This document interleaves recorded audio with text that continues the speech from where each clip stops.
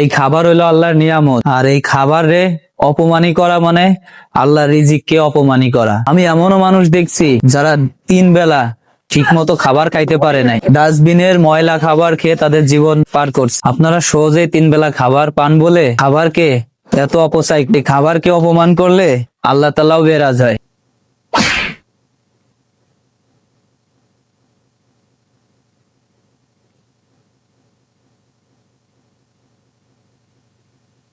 দেখ দেহে তো মনে হচ্ছে যে বড় লোকের সওয়াল, কিন্তু ও 10টার রুটি মাটিতে উঠে খাচ্ছে।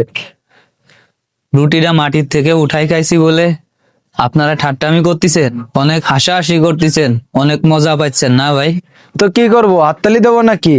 10 টাকা দামের রুটি কেউ মাটিতে উঠে খায় নাকি? আপনারা শুধু ময়লাটাই দেখলেন, এই খাবারটা বানাইতে কত কষ্ট করতে হয়েছে জানেন?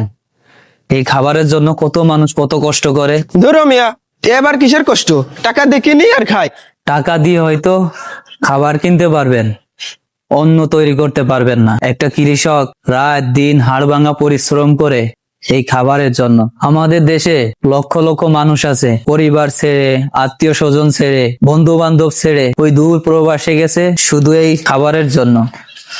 আর আপনারা এই খাবার নিয়ে এত ঠাট্টামি করছেন। এই খাবার হইলো আল্লাহর নিয়ামত, আর এই খাবার রে অপমানি করা মানে আল্লাহর রিজিককে অপমানি করা, আল্লাহর নিয়ামতকে অপমানি করা। আমি এমনও মানুষ দেখছি যারা 3 বেলা ঠিক মতো খাবার খাইতে পারে নাই, ডাস্টবিনের ময়লা খাবার খেয়ে তাদের জীবন পার করছে। ভাই আপনারা সহজেই 3 বেলা খাবার পান বলে খাবারকে এত অপচয় করেন। একটা কথা কি জানেন? খাবারকে অপচয় করা ঠিক না, আর এই খাবারকে অপমান করলে আল্লাহ তাআলাও বেরাজ হয়। ঠিক আছে ভাই, থাকেন আপনি।